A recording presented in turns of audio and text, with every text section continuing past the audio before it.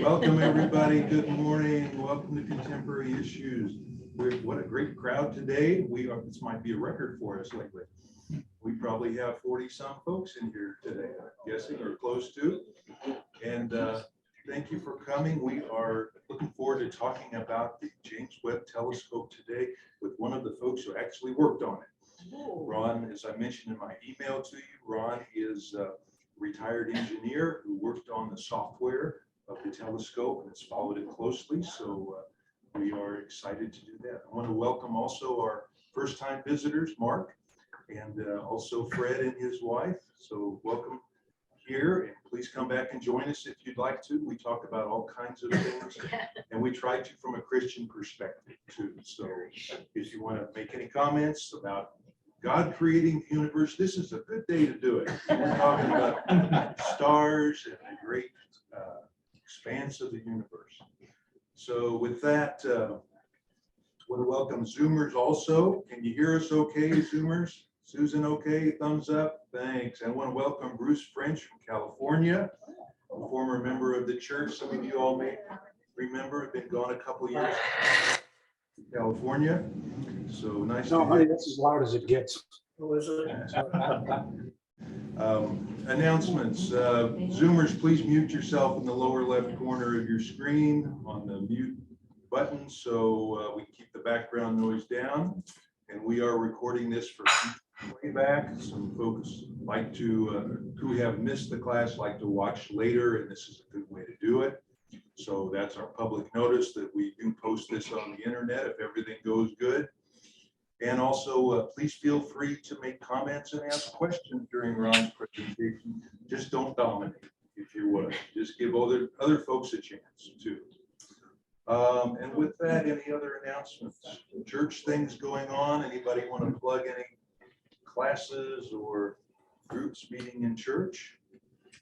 Summer's kind of our quiet time. Well, we are planning a contemporary issues party, but it looks like it's going to be like the 1st of September. So, and it'll probably be here at the church. Okay. We're still working on the Summer party. details. Yeah. Okay. Potluck, folks, not catered. Okay. Okay. All righty. With that, before I introduce Ron, let me read just a paragraph that I took out of the Week magazine this week about the Hubble telescope, which really summarizes it. And I hope I don't go over anything that Ron covers too, but this was just such a good summary of this. Steve, you said Hubble. Is it Hubble or Webb? Webb, I'm sorry. Sometimes I interchange the two. The Webb telescope, the latest one. Okay. Yeah.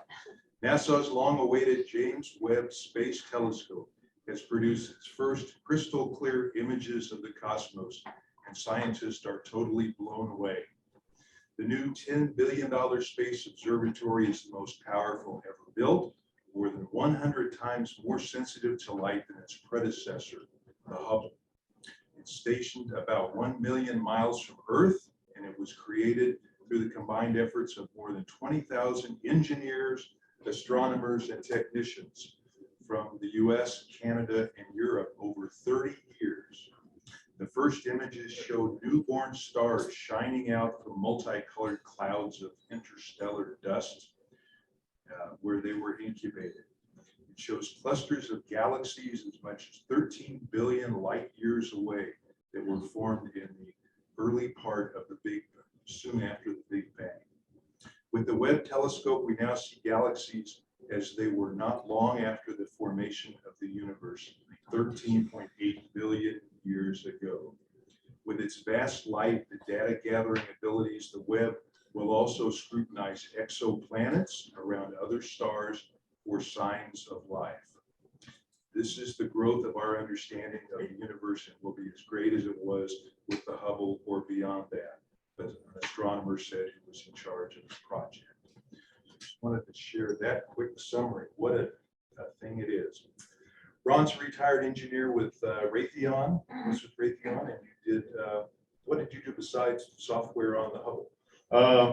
That's about all. I'm on. Yeah. Also, I was at Lockheed Martin, worked on launch vehicles, looking at concepts, single stage to orbit. And then, of course, in Oak Ridge, I was in the nuclear field. So that gave me an interest in nuclear physics and things like that. So, Okay, great. Yeah, thank you. Well, tell us about the Webb. okay, I will start with an advertisement for some great resources. If you want to buy for the family kitchen table in the living room, a single book to give to grandkids or even just to put out and impress people, get this one here. Smithsonian Universe, and it's filled with full color pictures, explanations. Some pages in the area you'd have to be a PhD to understand, but others are third grader can enjoy the pictures and all this stuff. So I'll pass this around. Don't drop it on your foot. You can also, if you don't like the book, use it as a door stop or a paperweight, or just build muscles by lifting. A couple of my favorites. If you watch television, you've probably heard of Neil deGrasse Tyson. You've seen him maybe as a guest. He's put out quite a few books. Steve's got one there. Called Astrophysics for People in a Hurry. He's also Like physics for dummies. Yeah, it's a really good little book. yeah, a little bit expanded on that book is this one, Cosmic Queries. Star Talk's Guide to Who We Are, How We Got Here, Where We're Going. So I'll pass that one around. Carl Sagan wrote Cosmos, and they did a TV show on it 30 years ago. And Neil deGrasse did a rewrite and update of it. It went on television just 3-4 years ago. And I highly recommend, there's like 15, 20 episodes. If you want a good science DVD series to buy the grandkids or watch yourself. You could probably get it on Netflix or something. too, Yeah, stream it. Cosmos. Then another famous astrophysicist, maybe with more, probably with more technical ability, even than Neil deGrasse Tyson, is Sean Carroll. There's another Sean Carroll, by the way, who's a famous biologist. But Sean wrote this book, The Big Picture, on the origins of life, meaning, and the universe itself. And in this book, Sean does get into some of the implications for humanity, why we're here, belief in God, spiritual kind of issues, as well as looking at the scientific spectrum. So I'll pass that around as well. Okay, so with that, let's get cranked into it. 1958, Sputnik went up. Everybody remembers the little beeper. It was like a beach ball, silvery thing, which is a little ping. And it really shook us up in the United States because we realized the Russians had beat us to orbit. Their rocketry program was a bit ahead of ours at that point in time. And it scared us. And fortunately, we responded well. The National Science Institutes, some of the other congressional committees got our butts in gear. And we started putting more money into NASA, science research. I actually can say it was a government program that kind of got me into aerospace engineering. The most famous book on thermodynamics and aerodynamics is Gas Dynamics. It was written by Asher Shapiro in the 1950s, book on gas dynamics. But he was given some moolah by the Science Foundation to write a book, a little condensed version of his gas dynamics book, and put it out so high school students could read it. They put out a whole series of books on a bunch of science subjects. I got a hold of one of those books called Shape and Flow, read it from cover to cover, and did a presentation on it in my senior physics seminar class in high school. And it so intrigued me that I knew I was going to be in engineering, but that pushed me into aerospace. So we can. And one of your professors was Neil Armstrong, right? Yeah, later on. Yeah. But kind of interesting. And of course, now, wow, how far we've come. My son is now a satellite design manager, basically, with L3 Harris. So, wow, our lifetime, what a difference from a little beach ball to thousands of satellites up there doing all sorts of things. Okay, well, there's a picture of the James Webb. One of the more interesting things about it is it's got a sun shield with 5 layers to keep it from getting heated by the sun as it looks into outer space. Also, got to mention one of my favorite comic books, Mystery in Space, Adam Strange. Some of the best science fiction comics ever written in the 1960s with Adam Strange and his girl. Aerospace engineer to comic book. And his girlfriend, Alana, on the planet Ram, we got teleported by the Zeta V. Next slide. And what would we do without a cartoon? Calvin and Hobbes. Tiger asks, what would you call the creation of the universe? Calvin says, the horrendous space kablooey. And I like this cartoon. Sometimes I think the surest sign that intelligent life exists elsewhere in our universe is it has not tried to contact us. Okay. And of course, life wouldn't be complete without a Far Side cartoon. Oh, sure. There's a spaceship going away. Dear Henry, where were you? We waited and waited, but finally decided that.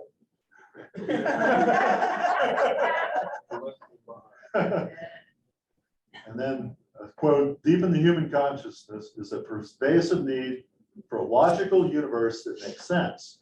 But the real universe is always one step ahead beyond logic. Next slide. If there's 2 concepts we want to get today, it's one comes from this chart right here. We got one up there. Basically, it's understanding that light is part of the electromagnetic spectrum. And electromagnetic waves have frequencies. At the very high frequency end, we have gamma rays, X-rays, and as we come down in frequency, we come into the visible light range, which is what we in this room can see. On a prism, with a prism. Yeah, and then we break down into even lower, we get into the infrared and the microwave and the radio, with real long waves. Radio waves can be more than a football field in length, whereas gamma rays, intensely powerful, X-rays, intensely powerful. And of course, the danger level with X-rays and gamma rays is considerable, whereas the danger level with radio is 0. But we're limited as human species, seeing just that narrow spectrum with our eyes. It's a pretty small part of the electromagnetic spectrum, but that's what we need to survive. And we're going to see that to really understand space, you've got to look at a broader spectrum. You've got to look at some of the high frequency, and particularly the low frequency. You're going to hear me say the word redshift. We'll get into that. Next slide. Dumb it down, Ron. Right. There's many kinds. As you look at the spectrum, there's like 6 bars there, and that's the same stretch of sky looked at various frequencies and spectrums. So what you see very much depends on what frequency range you look at. And that's kind of the secret to James Webb. If it's got one secret, it's that it's got at least a couple instruments on it that are super good at looking at the infrared spectrum, lower frequency that we can see with our naked eye. If you've gone to the museum downtown into the space section, there's an infrared camera they've had up there, and you can look at your face and see where the hot spots and cold spots are on your face and your body. It's kind of cool. But to some degree, that's what the James Webb Telescope is doing. It's looking into the infrared spectrum, helping us to gain knowledge that we can't see with the naked eye. Next slide. On the left is a shot of the sky with the Webb telescope. On the right is one with the Hubble telescope. And we can see there's a whole lot more depth of detail with the Webb. Next one. This is a picture, a very famous picture. I think they call this one the Pillars of Creation. Now, the one on the left was taken by the Hubble Space Telescope. The one on the right was taken by an infrared telescope. I don't believe by Hubble. But you can see the different detail of this Pillars of Creation. And what that is a gaseous cloud of molecules way out there in outer space that are slowly over a period of millions of years, kind of coalescing, coagulating, coming together that will form star. They call this a star nursery. But of course, it takes millions of years. It's not a 9-month pregnancy to birth a star. Okay, next one. Here's a picture from Webb that just came in the last week. This is a, what? Telescope's imagery of the Phantom Galaxy showing dust in the citizen science image. So that's looking at a wormhole, I think is what they say with telescope. Now we move to slide 9 next. If there's one concept, if there's two concepts we want to get through today, we want to get through the fact that there's an electromagnetic spectrum with different frequencies. We also want to get through the concept of an expanding universe. And the best way to realize it, in my opinion, is the analogy of a cake batter with raisins in it. Raisins are galaxies. So think of the Milky Way as being one of the raisins in that dough. And the yeast of the universe is causing the whole cake to spread apart. So the galaxies are basically moving apart from one another. The galaxies themselves are generally not expanding. There's enough gravitational tug among the matter to keep them pretty much together. But the universe as a whole is definitely expanding and expanding rather quickly. So it's growing bigger and bigger. And that's important to realize. If we had to give our postal address, we'd say Earth, solar system, our stellar neighborhood within 20 light years. And the nearest galaxy is, that we can see, I believe, is Alpha Centauri. There's another galaxy, I think, that's maybe in the infrared range. The Milky Way has at least 200 billion stars. It's 100,000 light years across. Then we're in the local group. That's not a rock group. It's a local cluster of galaxies, which is about 50 galaxies. And I don't know if it's got a name other than the local group. And then we're in a local supercluster, which is tens of thousands of galaxies. And then there's these galaxy supercluster filaments.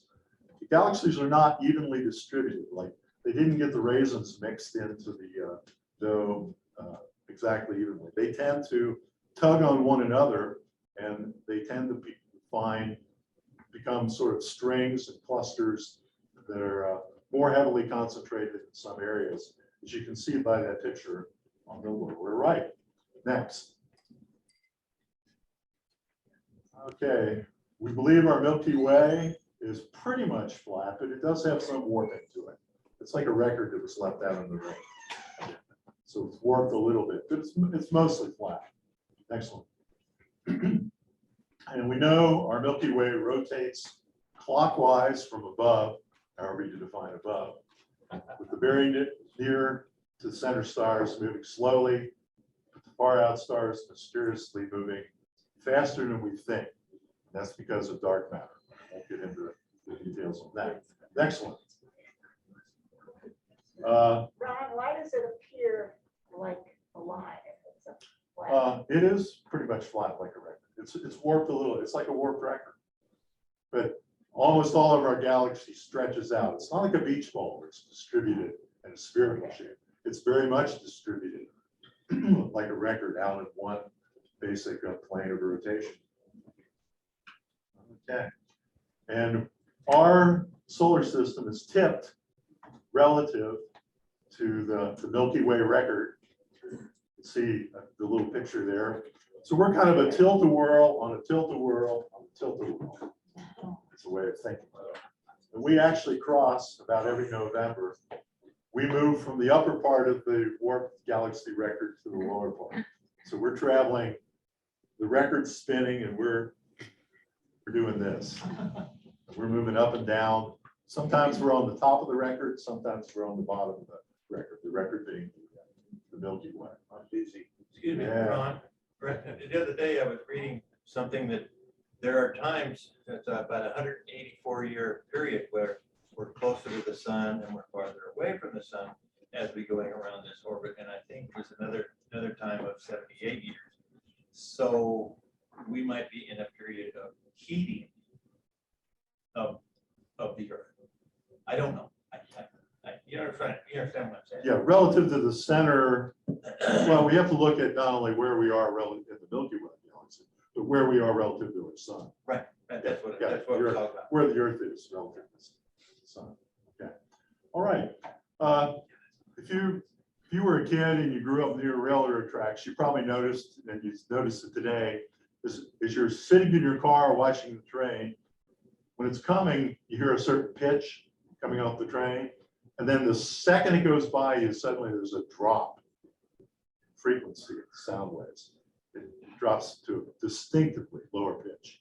That's what they call the Doppler effect. The Doppler effect is true not only with sound, which moves pretty slowly, sound typically 700 miles an hour, something around that. Light also, though, experiences the Doppler effect. Light, 186,000 feet per second. Light from the sun takes about 8 minutes to get here. If something is moving away really, really fast, it actually shifts the frequency of light waves coming off a stellar object or a sun or something like that. This is really important.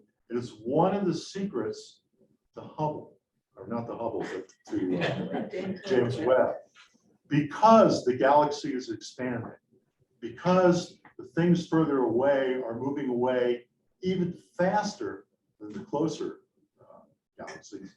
It means the light from those far away, fast proceeding galaxies is shifted in frequency substantially, so substantially that you have to go down. It's what we call redshifted, which is moving to a lower frequency. It's moving this way into the infrared. So you have to actually look down here, catch the light that when generated was at a higher frequency. So light is generated at one frequency, but is it on a stellar object that's moving away and receding? Its frequency is downshifted, slowed down. That means to catch it and see it, you've got to have an instrument that looks at the infrared. That's the secret to James Webb. That's why it's got several infrared cameras that can really look at the infrared signature and catch those low frequency light waves from far, far away objects created billions of years ago that are receding very quickly from us. So it's got the combination of better resolution, like a camera with more detail, more pixels, but it's also got the ability to look into that lower frequency range. So there's two things together that it's our secret recipe to learn more about the universe. Okay. Here's a picture that just came off. I pulled this off the internet just this week. It said James Webb smashed the record scouting a galaxy which existed when the universe was just 300 million years old. And when the light started from this distant galaxy, it was 13.4 billion years ago. But the distance now to that galaxy is 33 billion light years. So that galaxy is roughly triple the distance from us as it used to be. How can they age? How can they make an estimate on the age of these things they are seeing? Okay, largely by looking at the frequency shift. Okay, If it's moved further to the left on that chart and gone down to a lower and lower frequency, okay, they can calculate how much time elapsed. how the light looks Yeah. like. Although there's at least, we won't get into that, it'll be a lesson itself. There's at least 3 other methods to estimate the distance to a star. One is making use of pulsars and some other things that are what they call standard canons. That's a whole other subject. So when they talk about light years, what we're seeing was there billions of years ago. it's taken that long for that light to get to us. And we're limited. We can only see back 13.6 billion years or so. Because that's how long, yeah, that's the age of the universe. And we can't see further back in time than that. So, okay. Next one. Okay, we're going to roll through a couple of these slides real quickly. For those that like nuclear physics and whatever, there was basically at the start of the universe, the Big Bang, one unified force that split into at least 4 subforces: the strong nuclear force, the weak nuclear force, the electromagnetic force, and the gravitational force. You could split the strong force into a couple more. But this all happened in the first 10 times 10 to the minus 12th second.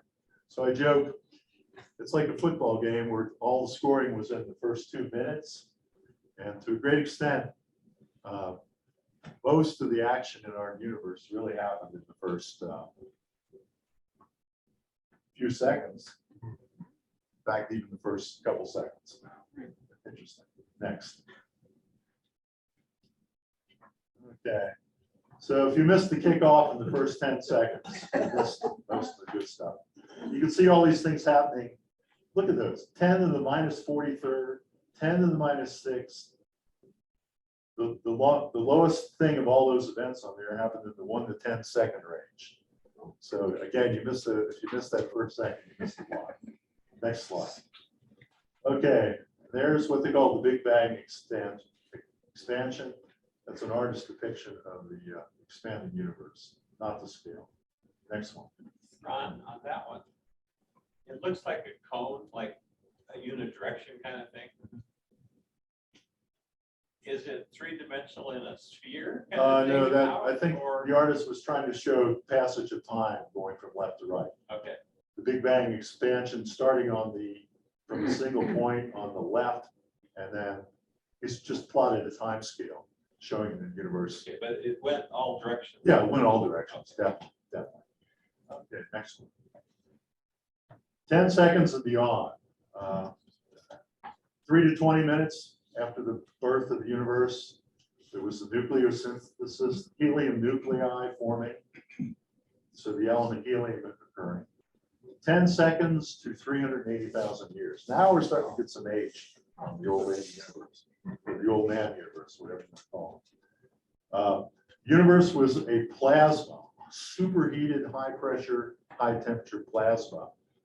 And then the universe started to coalesce into the atoms. Atoms are the secret to emitting light, or as atoms have electrons, and the electrons jump down, fall down to lower orbital levels, they emit light.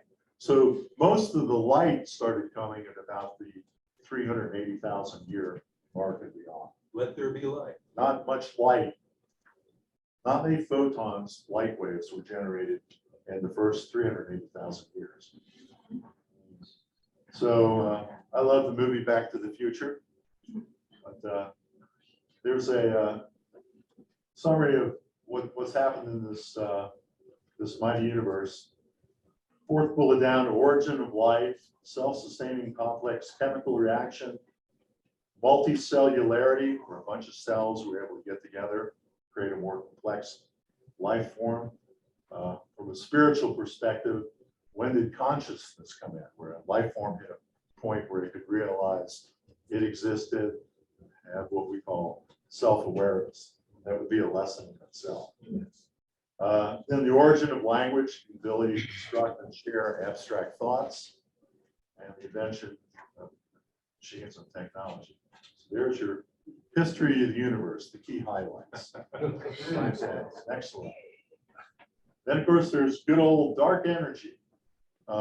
We know the universe has dark matter and dark energy. And how much dark energy? Well, if you take a football field cube of space, it has about as much energy as a flea kick. What? A flea A kick. flea kick. Yeah, if you had a flea kick a football, measured the energy. Oh, okay. That's about how much energy is contained in a football field in space, which means there's a lot, but there's so much space. So dark energy, it's a lot when you sum up all these billions of miles of space. We also know energy of matter and radiation are positive, but dark energy is what we call negative energy. So one physicist said, energy isn't created or destroyed, it's just broken into the positive and the negative. We didn't create more energy, we're just, as we make more matter and radiation, which is positive, we're also making more dark matter, which is negative. But they still cancel out. And, it all adds up to zero energy. Okay, energy is conserved. Matter energy increases as gravity field energy becomes more negative. It's like borrowing from the bank. As the universe expands, there's more dark energy and a higher negative value of gravity field. There's also more positive energy. It's more positive energy is created. Enough of that. Let's move on. Rise of dark energy. Because the universe is expanding, if we look at a bar chart of the composition of the universe at 308,000 years ago, you can see it's still, there was a lot of dark matter, 63%, a lot of atoms, a lot of neutrinos. Today, if you look at the bar chart on the right, we see dark matter is a whole lot less. It's no longer the dominant player. The biggest constitutive element of the universe is the dark energy, 72%. That's what's happened. Next chart. Okay, then this would also be a lecture, matter and antimatter. The physicists looked at matter and antimatter and said, you know, it should be equal. It should have an equal amount of matter and antimatter. But for some reason, for every billion antimatter particles formed, there were 1,000,000,001 matter particles. So matter took the slightest lead, 1,000,001 to 1,000,000,000. Talk about needing a recount.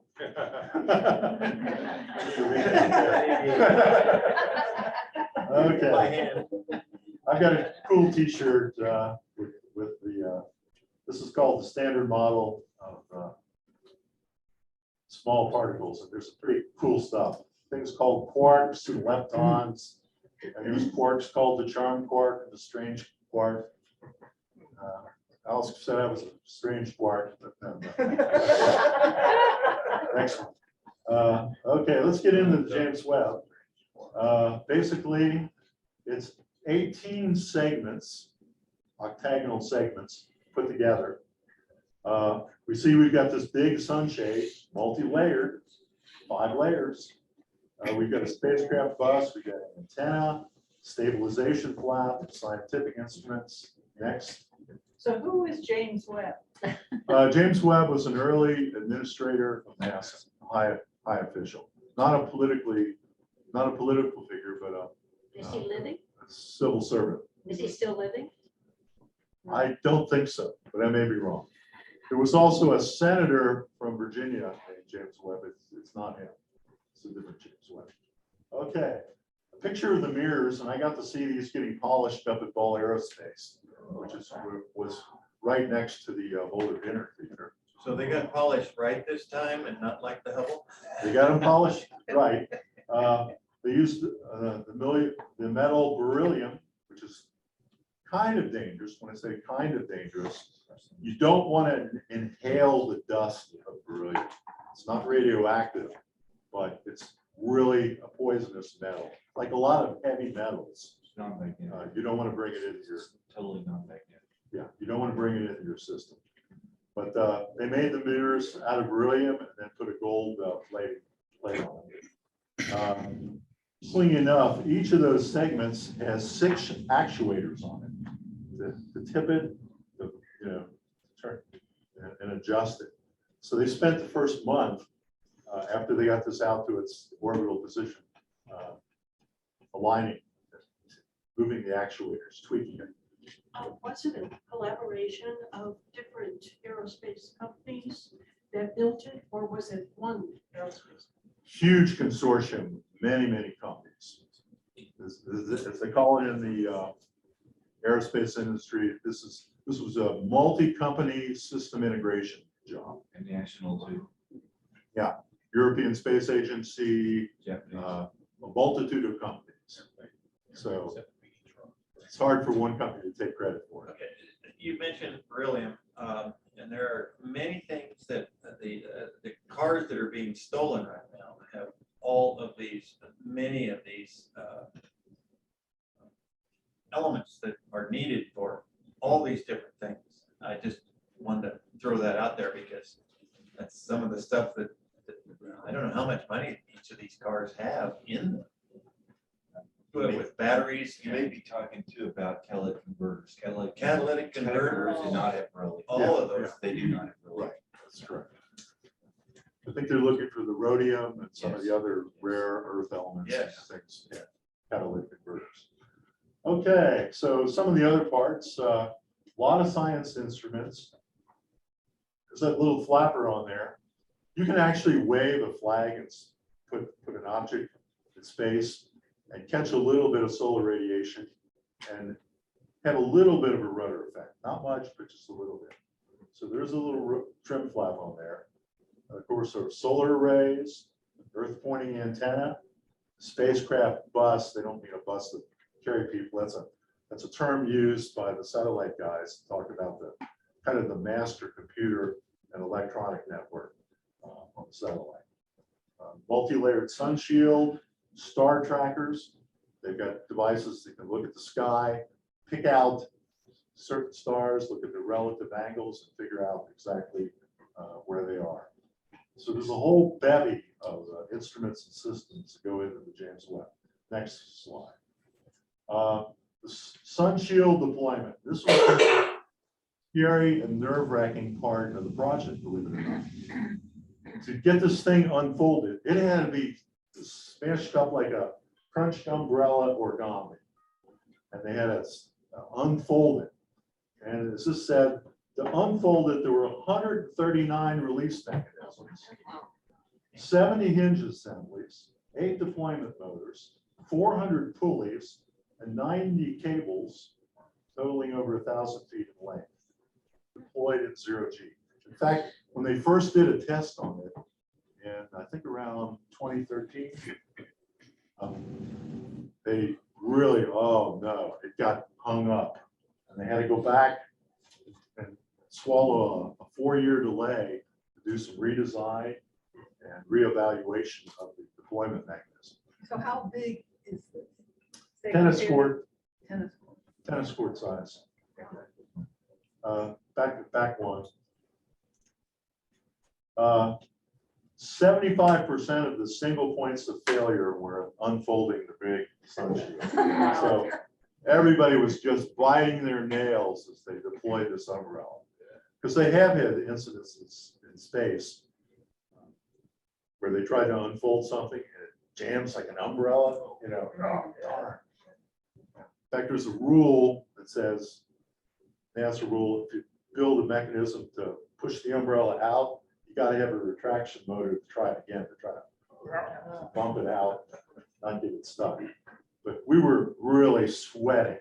In fact, when my son first looked at it, he's being a satellite designer, he said, I looked at the deployment thing and said, my gosh, that's by far the most complex one ever tried.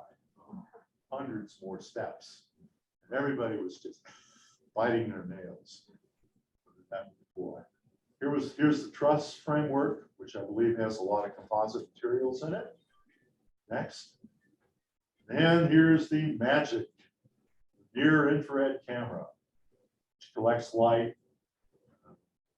And tremendous advancements have been made in the infrared camera field.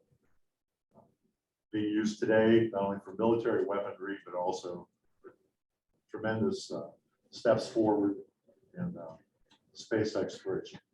If there's a couple things that are kind of the key, it's these infrared cameras. That's really what makes Webb better than the other guys. More fidelity, bigger, and antennas to collect the light, but much better infrared instruments. How many cameras are on there?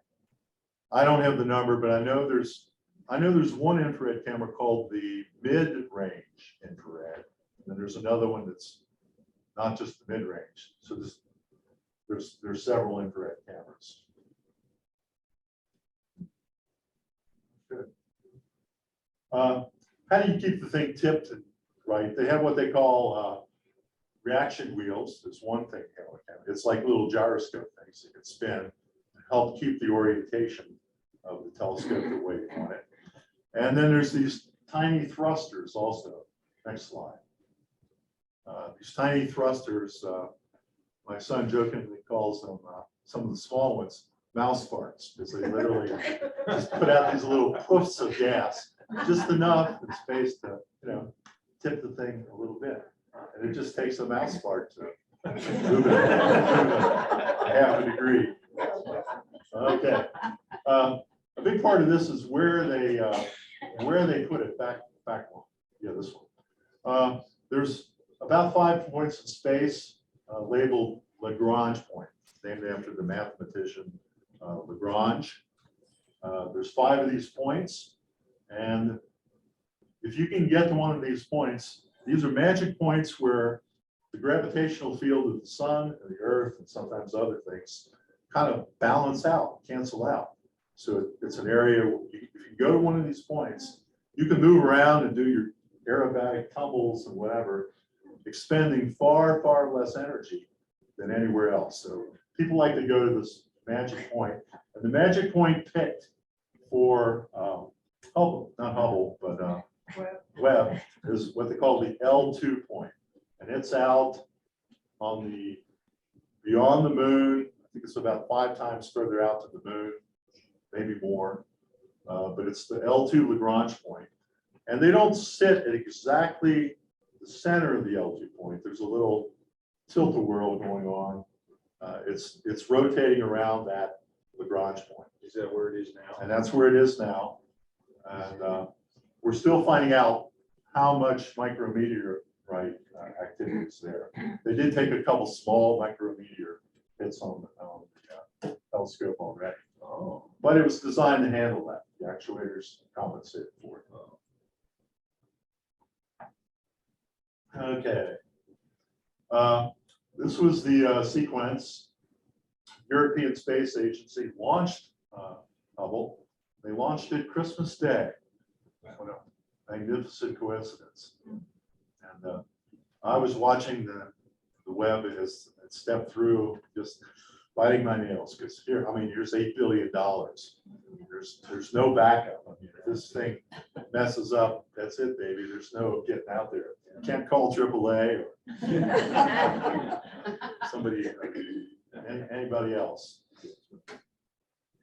Time check, Ron. Yeah. 15. Okay. Next, I think we'll just hit a couple pictures. Basically got it. That shows going out, unfolding it. We sent it out from Earth and then started slowly deploying everything. Although it didn't take as long as I thought it might be. I think over a period of about 7 to 10 days, almost all the unfolding occurred. And it's out there now at the L2 point. We'll finish up with just a couple pictures. Next. And the pictures are coming in daily.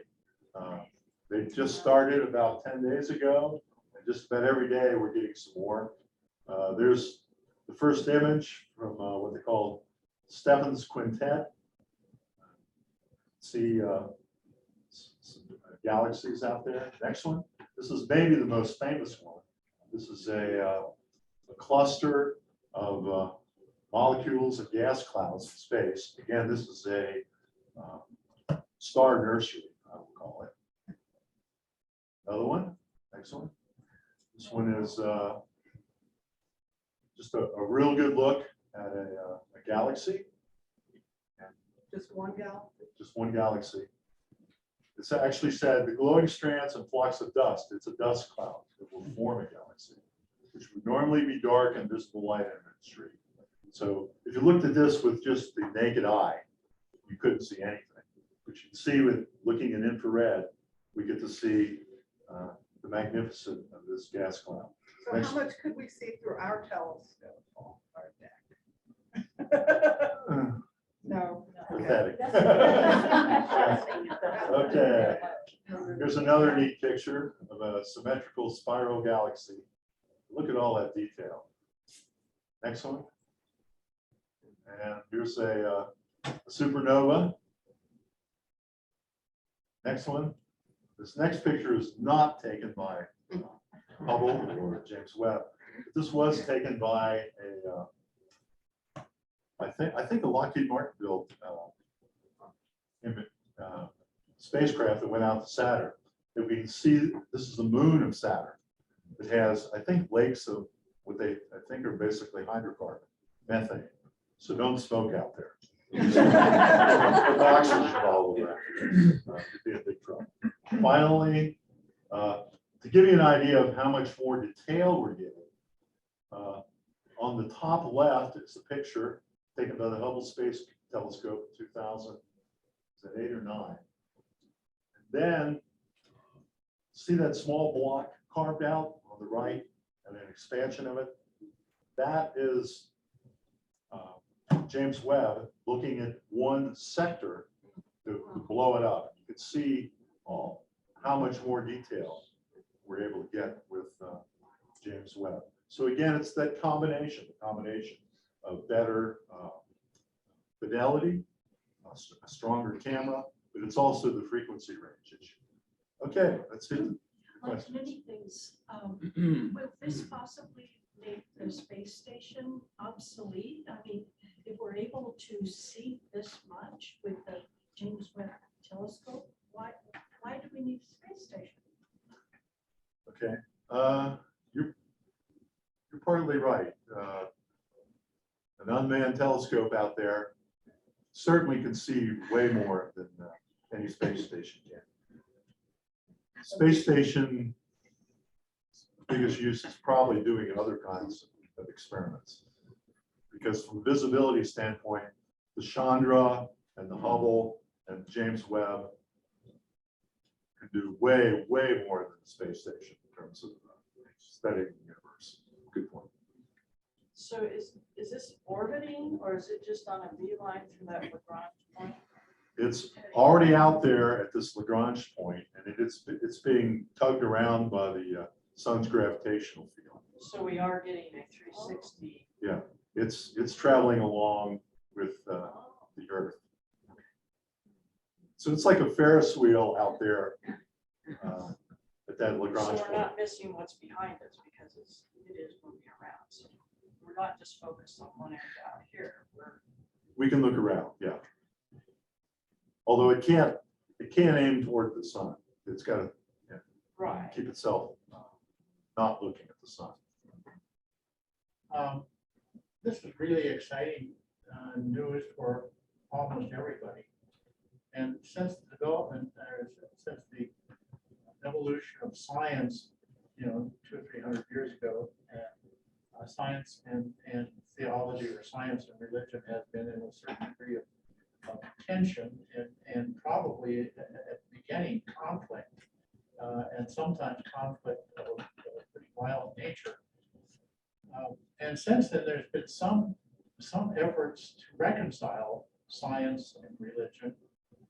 But with this explosion by Webb and Hubble, does anybody know of any kind of a response from the religious bodies, from the Methodist Church, from the seminaries or anything like that, to bring theology and science into a little bit more harmony? Because this seems like, I think you're going to have a hard time with at Christmas time telling little children about the star in the east. And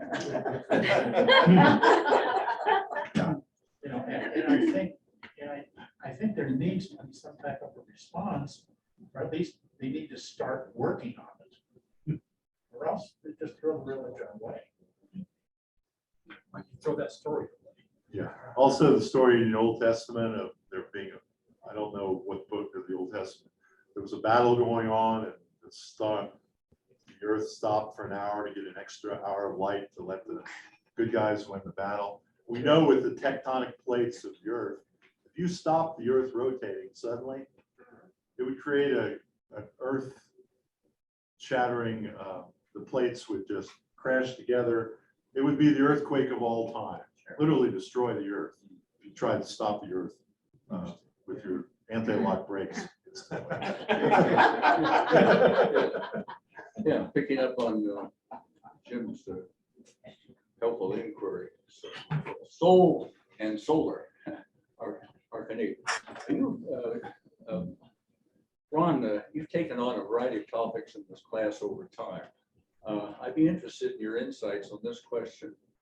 There is a vocal segment in our society which is anti-science. Maybe I'm not looking at the right news sources, but I haven't seen criticism as to respect to the Webb telescope and all of the grandeur that you have so vividly portrayed for us in the class. What are some of the reasons for that? The anti-science on one hand, but I haven't seen criticism as to what we're launching forward. There seems to be a good deal of excitement and uplift. Any reasons for that from your perspective? Maybe the fact that it's more distance and abstract, it's the big picture.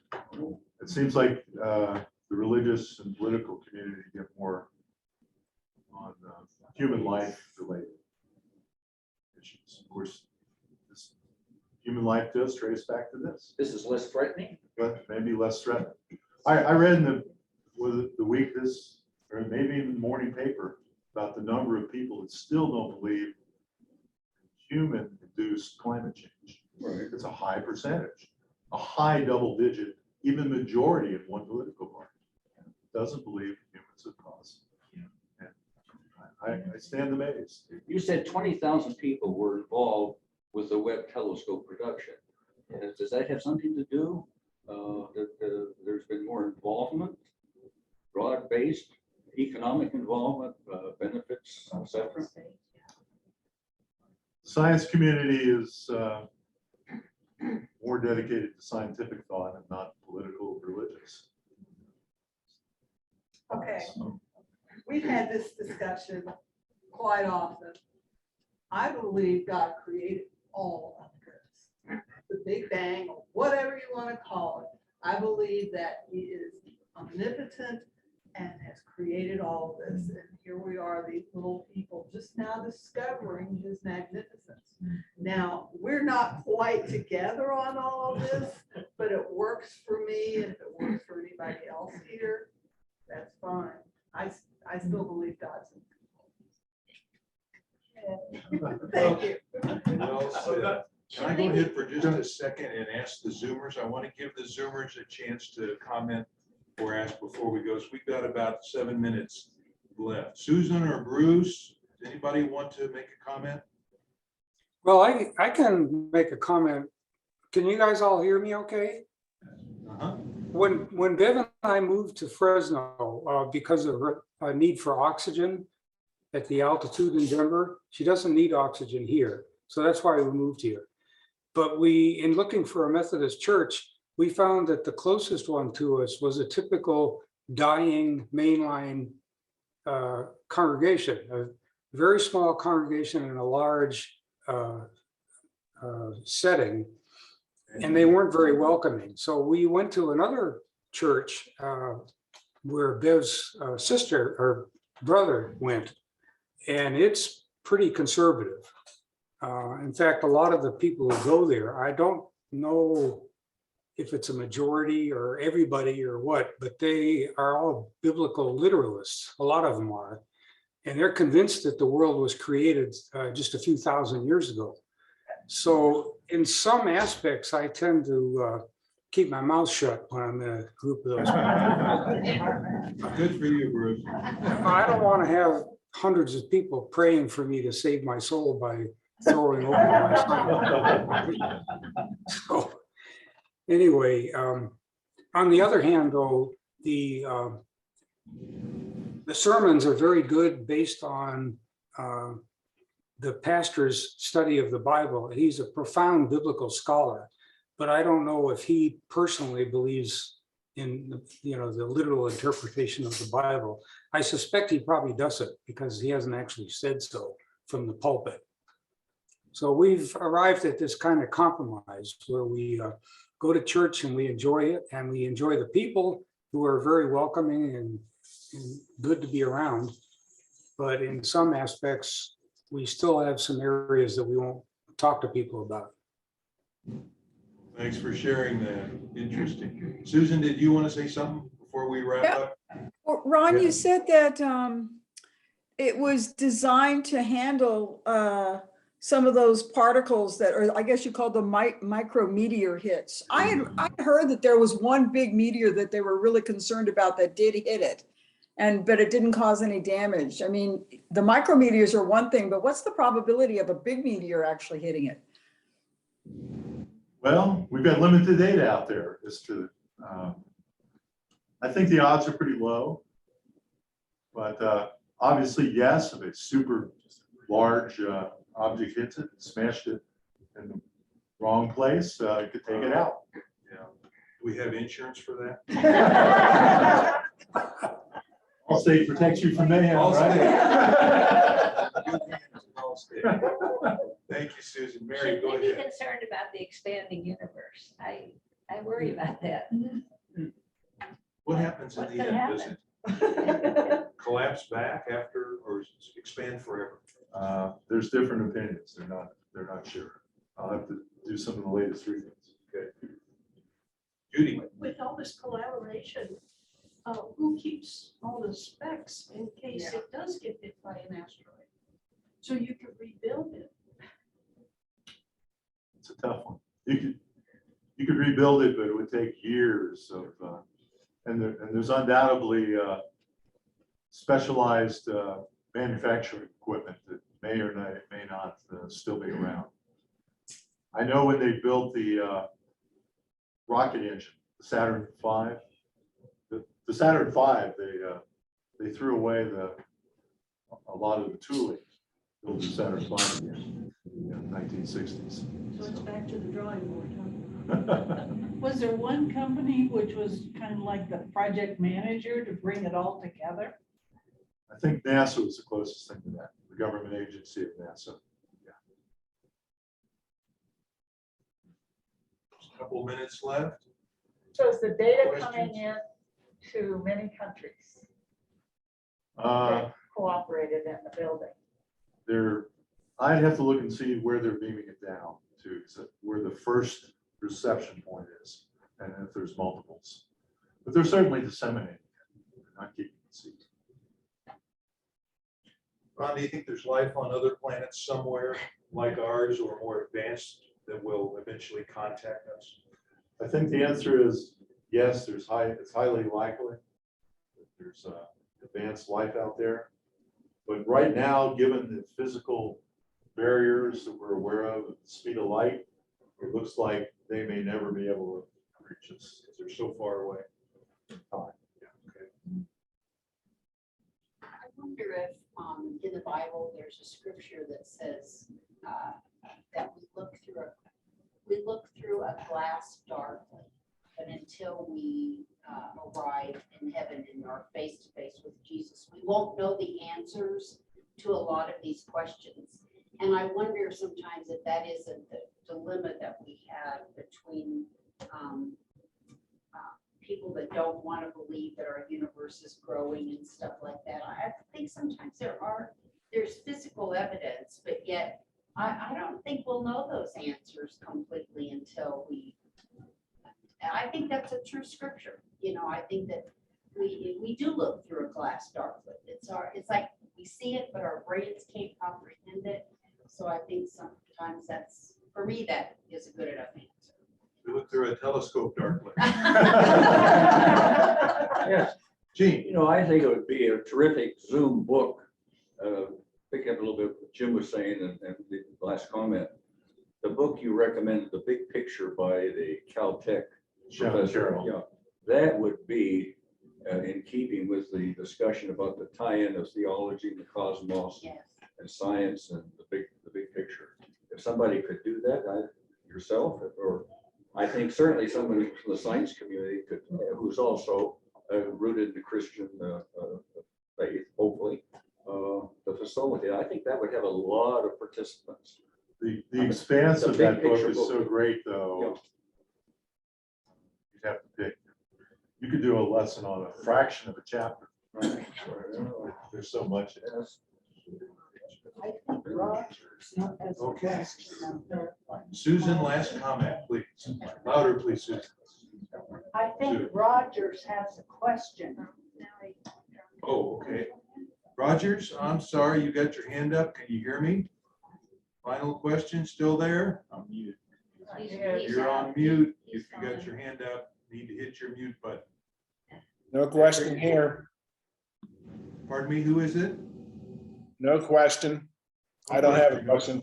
All right, we see your hand on your screen. Okay, that's it. Great presentation today. Thank you, Ron.